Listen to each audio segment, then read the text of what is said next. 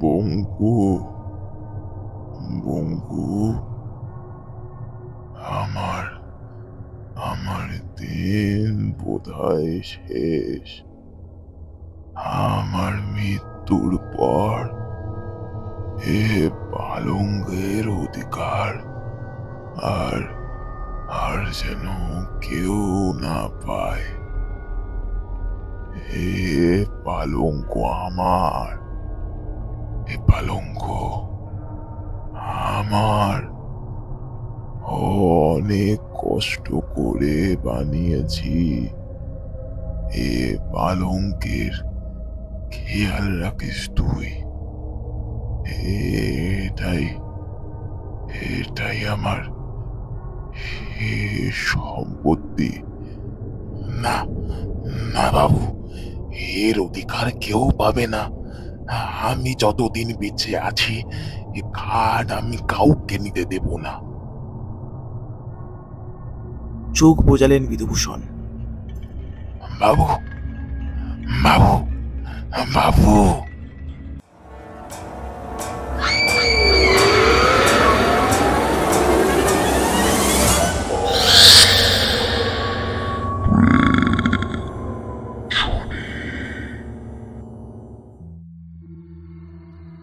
নমস্কার বাঙালি। আমারও আপনার কিছু সত্য ও ভৌতিক ঘটনা দিয়ে সাজানো আমাদের বিশেষ নিবেদন প্রেত জনি। আজকে আপনাদের জন্য আমার লেখা একটি ছোট গল্প, বিধুবাবুর সোনার পালঙ্ক।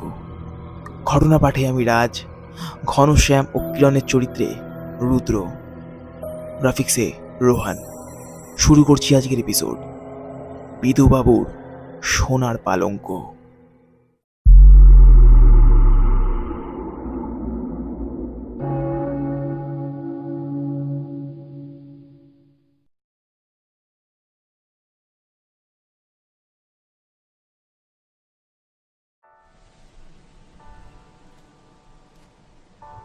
3 দিনের জন্য অফিস ছুটি পেয়েছিলাম। ইচ্ছা ছিল সমুদ্র অথবা পাহাড় দর্শনে বেরোবো। তবে বাঙালির সমুদ্র মানে দীঘা আর পাহাড় মানে দার্জিলিং। এই দুটোই গত 10 বছরে প্রায় নখদর্পণে হয়ে গিয়েছে আমার। এইবার ইচ্ছা ছিল এমন একটি জায়গায় যাব যেখানে যানজটহীন, লোকজন কম এবং রাত হলে শান্ত পরিবেশ। ইউটিউব, গুগল অনেক জায়গায় সার্চ করার পরও তেমন কোনো জায়গা আমার চোখে পড়ল না। তবে মন খুশি হয়ে গেল আমার বন্ধু কিরণের সাথে কথা বলে। এমনি ছেলেটা সবার সামনে চুপচাপ, তবে অফিসে একমাত্র আমার সামনেই ও চুপচাপ থাকতে পছন্দ করে না। ঘুরতে যাবার প্ল্যানটা ওকে জানাতে ও আমাকে বলে, আরে আগে বলবি তো, আমার দেশের বাড়ির কথা শুনেছিস? তোর আবার দেশের বাড়ি আছে? আছে মানে ওই আর কি, কেউ খুব একটা যায় না, তবে হেব্বি জায়গা কিন্তু। যেমন জায়গা চাইছিস আশা করি নিরাশ হবি। কি ভাবলি, যাবি? তা তুইও চল না। না রে, আমার হবে না। 3 দিনের মাত্র ছুটি পেয়েছি, বাড়িতেই থাকবো। মাকে নিয়ে হসপিটালে যেতে হবে, বাড়িতেও কিছু খুঁটিনাটি কাজ আছে। তুই বল, তুই যদি যাস আমি তবে বঙ্কুদাকে সব কিছু বলে রাখ। আচ্ছা, তবে তাই কর। ঠিকানাটা বলে দিস, পরশুদিন তাহলে রওনা হব। ঠিকানা জেনে রওনা হলাম। পুরুলিয়া থেকে 19 কিলোমিটার দূরে এই জায়গার নাম পুকুর সীতা। কিরণ কথাটা খারাপ বলেনি। জায়গাটা যেমন সুন্দর ঠিক তেমনই নির্ঝঞ্ঝাট আর শান্তিবহুল। খুব বেশি বড় গ্রাম নয়, তবে না সমুদ্র না পাহাড়। গ্রামের শুরুতেই প্রায় 15 বিঘা খানেক জায়গা জুড়ে রয়েছে সীতা দিঘি, এবং সীতা দিঘিকে ঘিরে রয়েছে 3টে মালভূমির মতন উঁচু ছোট্ট ছোট্ট পাহাড়। এই দৃশ্য কোনো সমুদ্র পাহাড় থেকে কম কিছু নয়। যেদিকে চোখ যায় সবুজে ঘেরা ঘন ঘন গাছপালা ও চাষের বাগান। পুরুলিয়ার সরকারি বাস স্টপ থেকে 11:44 শিমুল পুকুরের বাস ধরে নামলাম পুকুর সীতায়। বাস থেকে নামতেই দেখলাম একজন মাঝবয়সী ভদ্রলোক এসে দাঁড়িয়েছেন আমাকে নিয়ে যাবেন বলে। আমার দিকে হাত জড় করে বললেন, এ আগে আমি ঘনশ্যাম, ঘনশ্যাম মাঝি। বঙ্কু জিটুর সাথে মাঝে মাঝে হাতে হাতে কাজ করে দিই। চলুন আপনাকে জমিদার বাড়ি নিয়ে যাই। লোকটি দেখলাম আমার ব্যাগটি কাঁধে চাপিয়ে আমার সামনে সামনে চলতে শুরু করলো। ঘনশ্যামকে অনুসরণ করে আমিও চলতে শুরু করলাম। হাঁটতে হাঁটতে জিজ্ঞাসা করলাম, তা এখান থেকে জমিদার বাড়ি কত দূর? আগে বেশি দূর নয়, সামনেই বটতলা, বটতলা পেরোলেই জমিদার বাড়ি। তা বাবু, কতদিন থাকা হবে? এই তো 3 দিনের ছুটি পেয়ে এলাম। মোটে 3 দিন? তবুও ভালো, আপনি তো তবুও এসেছেন। জমিদার বাড়ির সাতকুলে যারা যারা আছে তারা 9 মাসে 6 মাসে একবারও আসে না। তবে আপনার চিন্তা নেই, বঙ্কু জেঠুকে বলে দিয়েছি, আপনার কোনো অসুবিধা হবে না। তবে একটা কথা আপনাকে জানিয়ে রাখা ভালো। কথাটা একটু গম্ভীরভাবেই বলল ঘনশ্যাম। আমি বললাম, কি কথা? না, তেমন কিছু না, ওই বঙ্কু জেঠুর থেকে একটু সাবধানে থাকবেন। কেন? ওনার মাথায় একটু ব্যায়ামও আছে, বয়স হয়েছে, একা একা থাকে। এমনি মানুষটা উনি খারাপ নন, তবে একটু পুরনো আমলের মানুষ তো। আপনি না বেশি কথা বলবেন না। কথাটা শুনে প্রচন্ড অবাক হলাম, কারণ এই একই কথা কলকাতায় কিরণ আমাকে জানিয়েছিল। খানিক ভয় করলো, ভাবলাম এ আবার কোন পাগলের খপ্পরে পড়লাম রে বাবা। তবুও এই কথাটা ঘনশ্যাম আমাকে বলতে পারে এটা আমি আশা করতে পারিনি। হাঁটতে হাঁটতে প্রায় 15 মিনিট পরে কি পৌঁছালাম জমিদার বাড়িতে। দূর থেকেই বোঝা যাচ্ছে একটা সময় এই জমিদার বাড়িতে বেশ রমরমা ছিল। এত বছর পরেও অযত্নেও এখনো সসম্মানে দাঁড়িয়ে আছে পুকুর সীতার জমিদার বাড়ি। আসার সময় খুব বেশি গ্রামের লোকও চোখে পড়ল না। একটি ক্যাচ করে আওয়াজ হয়ে খুলে গেল জমিদার বাড়ির বড় দরজা। তবে যাই হোক, এত বছর হয়ে গিয়েছে তবুও জমিদার বাড়ির সামনে একটা আগাছা অবধি দেখা যাচ্ছে না। এর থেকেই বোঝা যায় বঙ্কু বলে মানুষটা আর যাই হোক এই বাড়িটিকে প্রচন্ড ভালোবাসে। দরজা খোলার আওয়াজ পেয়ে ভেতর থেকে বেরিয়ে এলেন প্রায় 90 বছর বয়সী একজন ভদ্রলোক। সম্পূর্ণ মুখ সাদা চুল আর দাড়িতে ঢেকে রয়েছে, গায়ে একটি নোংরা ফতুয়া এবং ধুতি। তবে বয়স যে 90 পেরিয়েছে এটা কেউ যদি না বলে তবে বঙ্কু বাবুকে দেখলে একদমই বোঝা যাবে না। মুখটা গোমড়া আর চোখটা নিস্তেজ। একটি ঘ্যারে ঘ্যারে স্বরে আমায় বলে, নমস্কার, আমি আমি বঙ্কু। আ- আপনি আসুন, আসুন আমার সাথে। আপনার খবর আমি কালকেই পেয়েছিলাম। কিরণ দাদু ভাই খবর পাঠিয়েছিল। আসুন, আসুন, আপনার ঘর আপনাকে দেখিয়ে দিই। লোকটা যে এতগুলো কথা বলল তবে তার মুখে যেন কোনো অনুভূতি প্রকাশ পেল না। কথাগুলো যে ভালোবেসে বলল না রেগে বলল তা সাক্ষাৎ ভগবানই জানে। গেটের সামনেই আমাকে রেখে বিদায় নিল ঘনশ্যাম। বঙ্কুদার সাথে ধীরে ধীরে প্রবেশ করলাম জমিদার বাড়িতে। শহরে থেকে আর যাই হোক, আমরা যতই বলে থাকি যে কলকাতার বড় বড় জমিদার বাড়ি এক একটা ঐতিহাসিক স্থাপত্য, তবে আসল জমিদার বাড়িতে থাকার পর যে কেমন রাজকীয় অনুভূতি হয় এই জমিদার বাড়িতে প্রবেশ করার মাত্রই আমি বুঝতে পারলাম। বড় দরজা দিয়ে ভেতরে ঢুকতেই চোখে পড়ল সামনের মস্ত বড় দালান।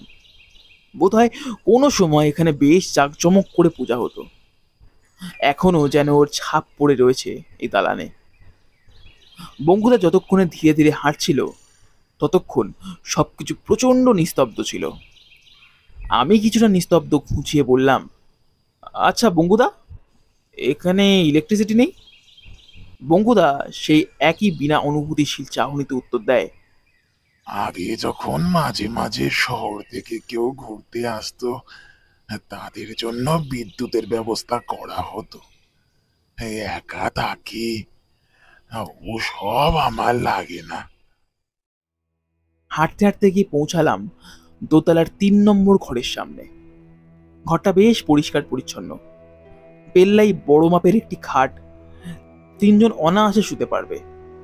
নরম গদি, খাটের পাশে একটি বড় পুরাতন আমলের জানালাও রয়েছে। ওখান থেকে পাশের পরিবেশও বেশ পরিষ্কার দেখা যায়।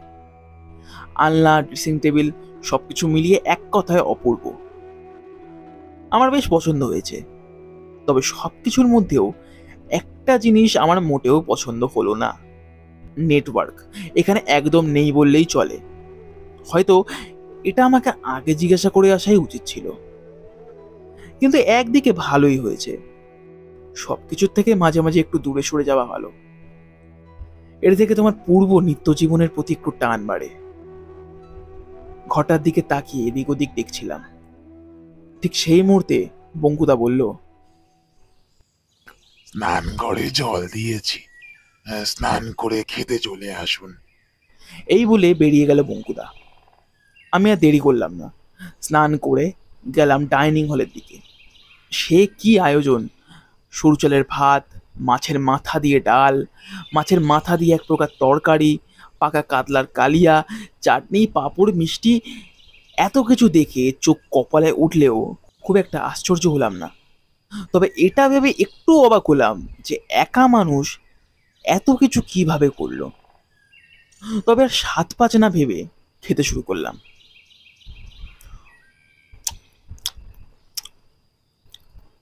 বঙ্গুদা, রান্নাটা কিন্তু বেশ হয়েছে বুঝলে। বঙ্গুদার ঠোঁটের গোড়ায় খানিক হাসি দেখা গেল। বলল,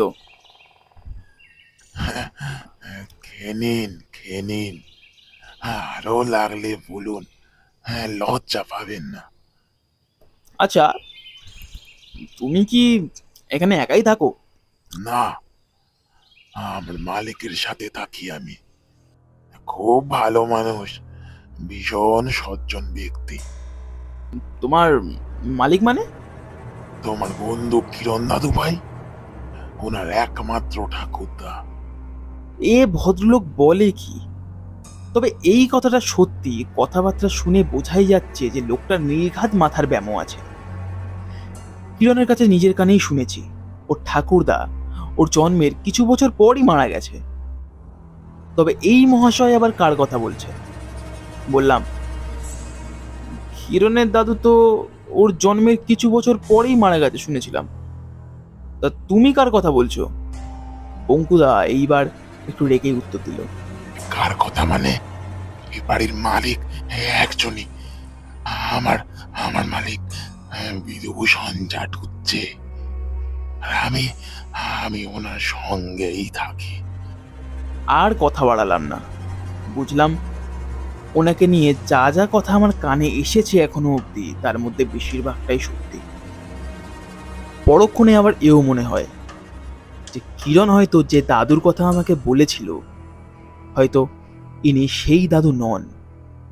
হয়তো কিরণ অন্য দাদুর মারা যাওয়ার কথা বলেছিল আমায়। তবুও একবার ওকে ফোন করে কথা জিজ্ঞাসা করতে হবে। খাওয়া দাওয়া সেরে উঠে গেলাম ছাদের দিকে একটু একটু হাঁটাচলা করতে। সকালবেলা ঘনশ্যামের কাছে শুনেছিলাম যে এই বাড়ির ছাদ থেকে সম্পূর্ণ গ্রামটিকে নাকি অন্য রূপে দেখা যায়। এই কথাটা ঘনশ্যাম খারাপ কিছু বলেনি।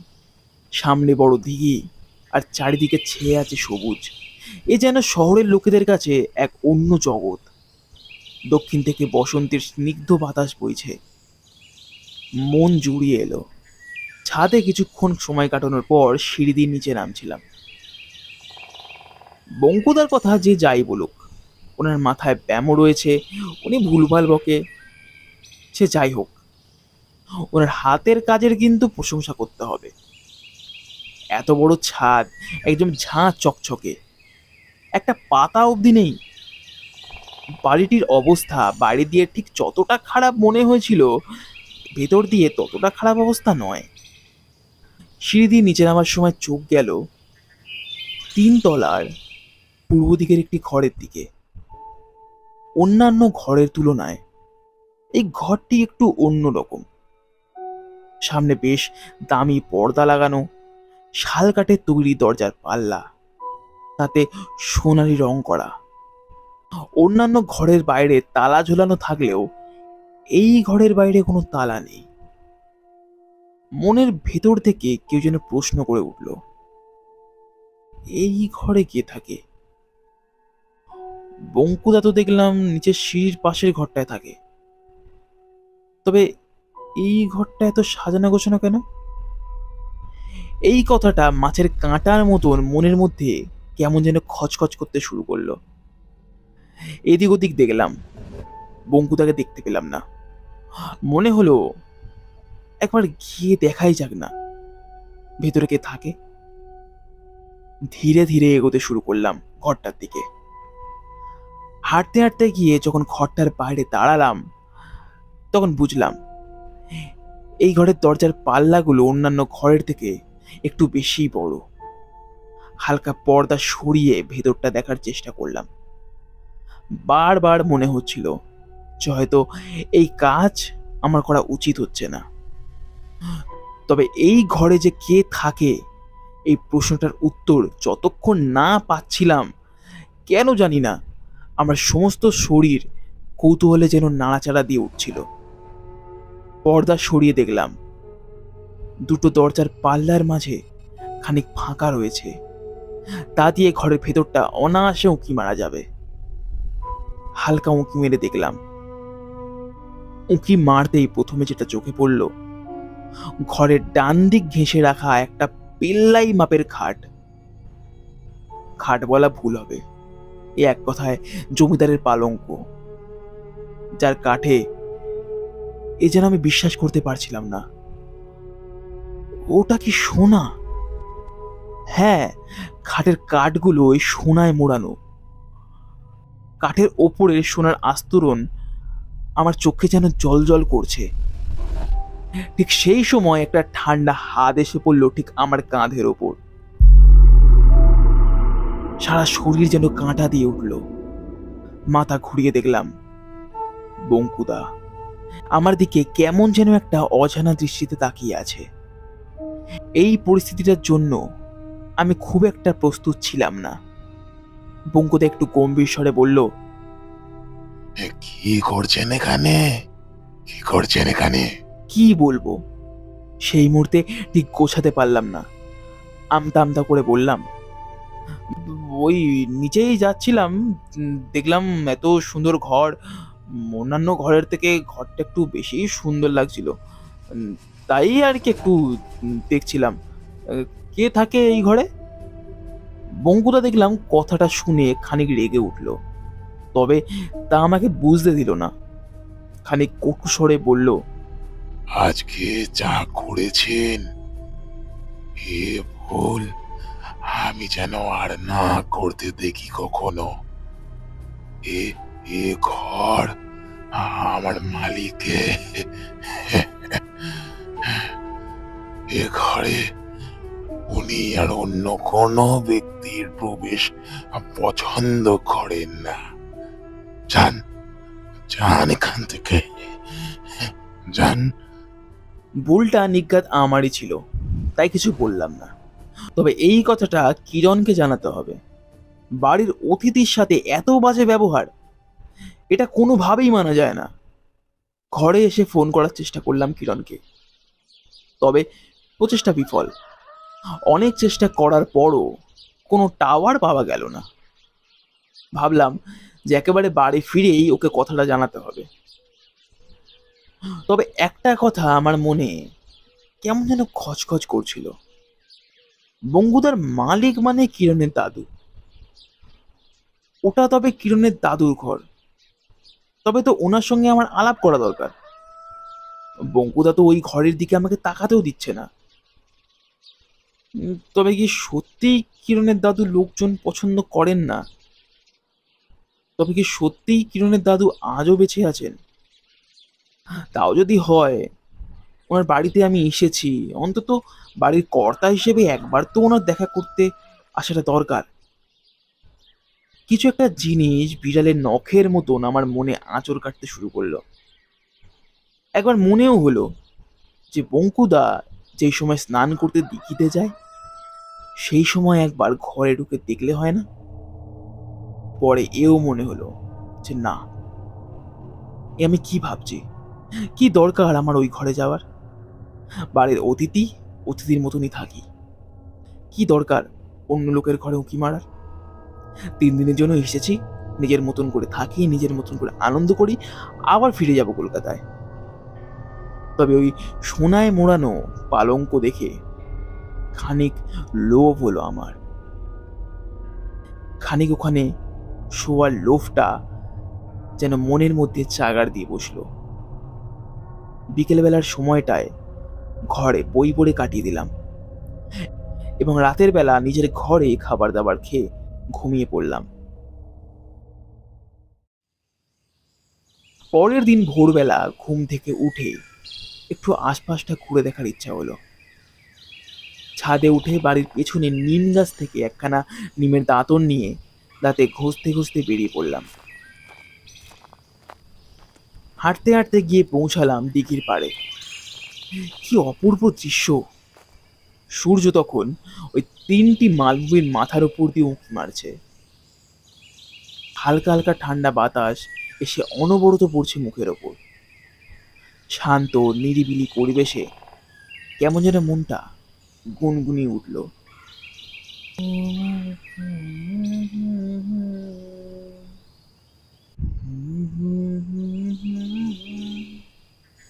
ঠিক সেই সময় দেখলাম আমার পিছন দিক থেকে ঘনশ্যাম হেঁটে হেঁটে আসছে আমার দিকে। আমাকে দেখে বলল, বাবু, এত সকাল সকাল আপনি? কেন, সকালে করে আমাদের আসতে নেই বুঝি? আরে না না, তা কেন? আপনি হলেন শহরের মানুষ, এত তাড়াতাড়ি আপনার ঘুম ভাঙে? এই গ্রামের থেকে শহরের জীবনযাত্রা আরো জটিল ঘনশ্যাম। ওখানে অর্ধেক মানুষের শান্তিতে ঘুমই আসে না, তবু তো এখানে এসে কাল রাতে বেশ আরাম করে ঘুমিয়েছি। আচ্ছা ঘনশ্যাম, এখানে ফোনের টাওয়ার কি একদমই পাওয়া যায় না? এই দিঘির উত্তর দিক করে একটা বড় ঢিপি আছে, আর ওখানে মোটামুটি ভালো টাওয়ার থাকে। সে অবশ্য এখানে বেশিরভাগ গ্রামবাসীরা ওই রাস্তার মোড়ে সাহেবের দোকানে ফোন ব্যবহার করে। আপনি চাইলে ওখানেও যেতে পারেন। কথাটা শুনে আর দেরি করলাম না, দিঘির জলে মুখটা ধুয়ে ওই ঢিবির দিকে যেতে শুরু করলাম। দিঘির উত্তর দিক করে হাঁটতে হাঁটতে গিয়ে চোখে পড়লো একটা ছোট্ট টিলার মতন একটি জায়গা। পকেট থেকে ফোনটা বার করে দেখলাম, সত্যি ফোনের টাওয়ারের 3টি দাগ একদম স্পষ্ট। কিরণকে ফোন লাগালাম।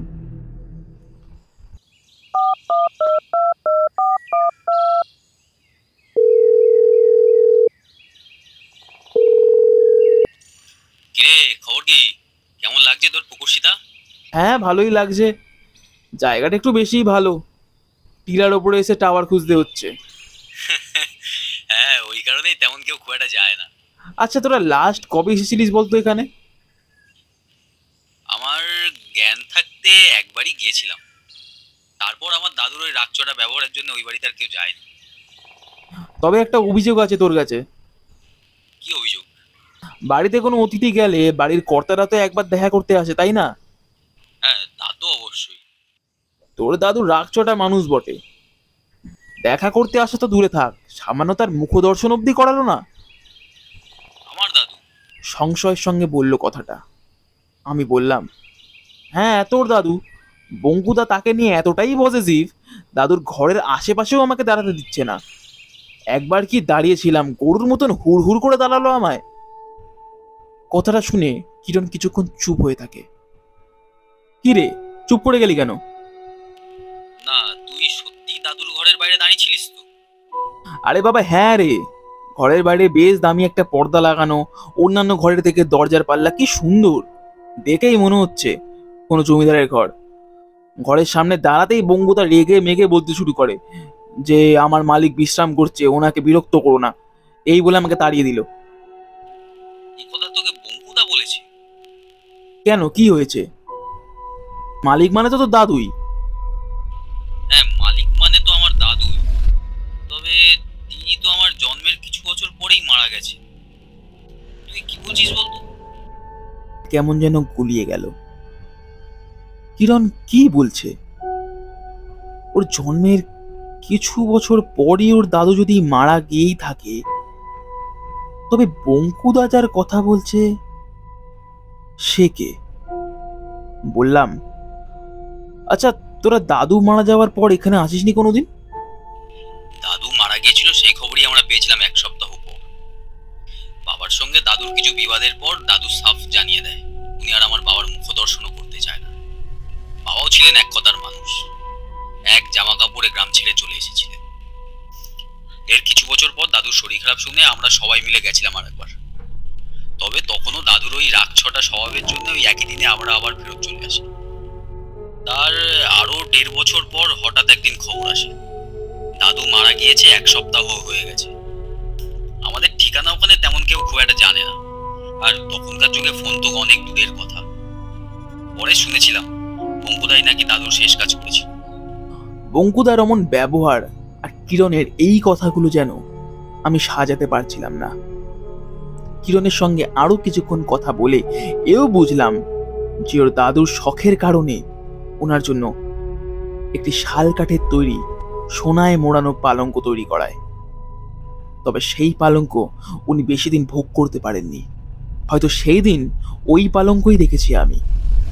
তবে আমার মনে যে প্রশ্নের ঝড় উঠেছিল তা যেন আমি কোনোভাবেই থামাতে পারছিলাম না, যে কিরণের দাদুই যদি বঙ্কুদার মালিক হয় তবে সে মারা গিয়েছে বহু বছর হয়েছে।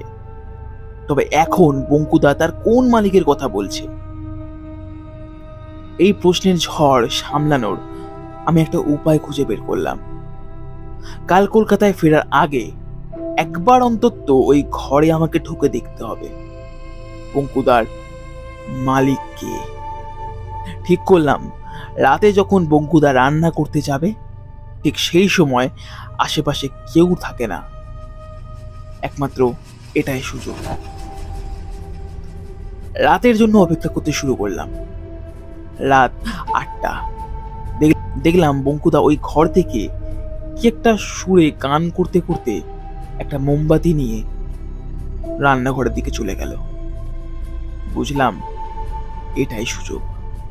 তবে ঘরের ভেতরে প্রবেশ করার একটা প্রবল ইচ্ছা যতটা না আমার ছিল তার থেকেও বেশি আমার ভয় করছিল।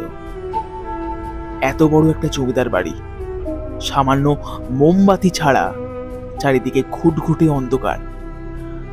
এই 3টে প্রাণী ছাড়া এই সম্পূর্ণ বাড়িতে কেউ নেই, অথবা আমি আর বঙ্কুদা ছাড়া আর একজন। সে কি আদৌ মানুষ আমি সেটাও জানি না। এরপরে কি হতে চলেছে আমি সেটা আন্দাজ করতে পারছিলাম না। এতে আর বঙ্কুদা ছাড়া এই জমিদার বাড়িতে যে আরো একজন আছে সে কি একবারের জন্য বাইরে বের হয় না? আচ্ছা, ঘরে যদি কেউ নাই থাকে একবারের জন্য কি আমি পালঙ্কে শুতে পারি? হাজার প্রশ্ন মাথায় চেপে বসেছিল আমার। একটা ছোট্ট মোমবাতি নিয়ে ঘরের দিকে এগোতে থাকি আমি।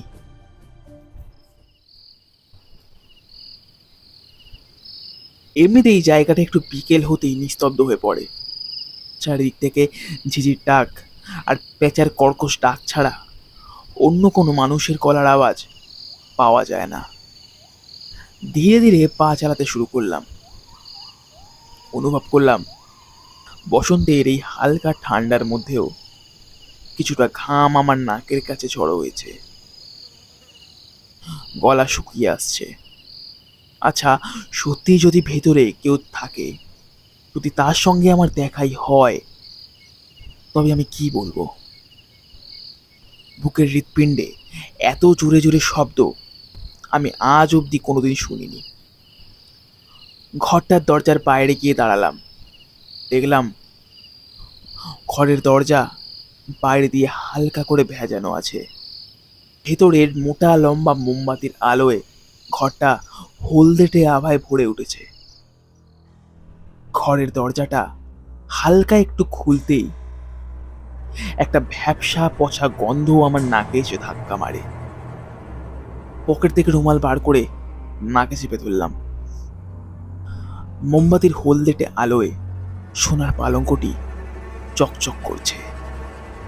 এতদিনেও পালঙ্কটিকে বেশ যত্নে রাখা হয়েছে। দরজাটি অর্ধেক খুলতে নজর গেল ঘরের অন্যান্য আসবাবপত্রের দিকে।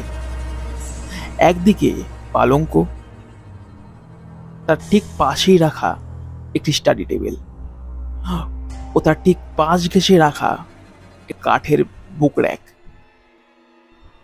মোমবাতির আলো এক একবার কেঁপে উঠলে সম্পূর্ণ ঘরের হলদেটে আভাটা যেন ছটফট করে উঠছে। সম্পূর্ণ দরজা খুলে ভেতরে ঢুকতেই চোখ গেল পালঙ্কের ওপরে।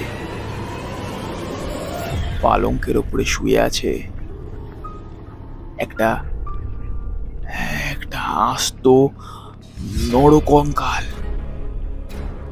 চমকে উঠে ভয় পেছনের দিকে সরে আসি আমি। হঠাৎ ধাক্কা লাগলো একটা মানুষের দেহের সাথে। বঙ্কুদা এসে দাঁড়িয়েছে ঠিক আমারই পেছনে। কি শহরের বাবু, দেখা হলো আমার মালিকের সাথে? উনি খুব ভালো মানুষ, আমাকে না উনি খুব ভালোবাসেন করেছেন। উনি অনেকের জন্য অনেক কিছু করেছেন, তবে শেষ জীবনে এসে কাউকে পাশে পাইনি। উনি বলেছিলেন ওনার মৃত্যুর পর কি সোনার পালঙ্কের অধিকার আমি যেন কাউকে না দিইনি। এই পালঙ্কের অধিকার আমি কাউকে দিইনি। দেখো এখনো শুয়ে আছে আমার মালিক ওই পালঙ্কের ওপরে। ভয়ে দুর্গন্ধে কাক কুলিয়ে উঠলো আমার।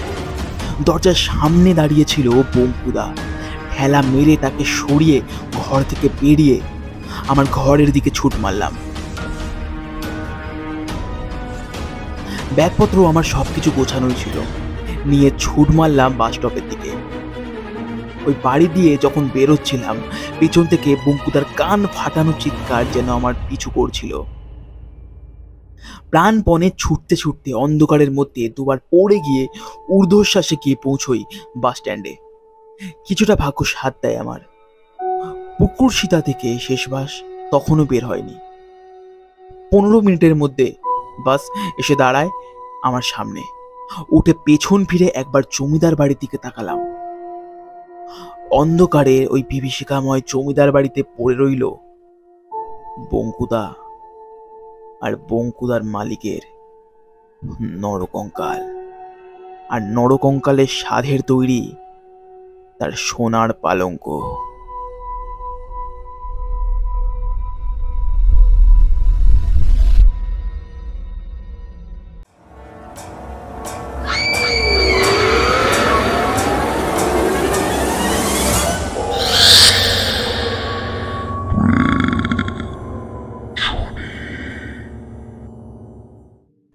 কেমন লাগলো আজকের এপিসোড অবশ্যই কমেন্ট করে জানাতে ভুলবে না।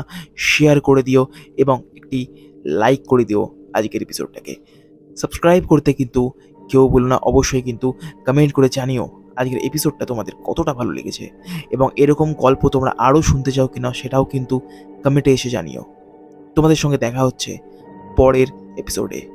আজকের জন্য সকলকে শুভরাত্রি।